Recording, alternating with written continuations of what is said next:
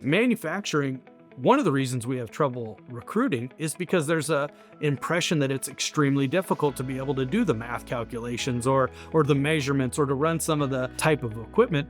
One of the things I'm most proud of is building a training program, which the FMA tools play a huge role in.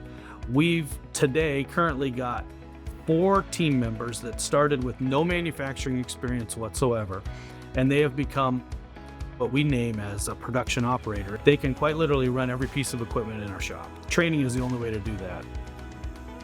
Building a business where you can hire people and train them and go compete against the bigger players, that's difficult. And I think the FMA and the tools that are in there give you a huge jump start on that.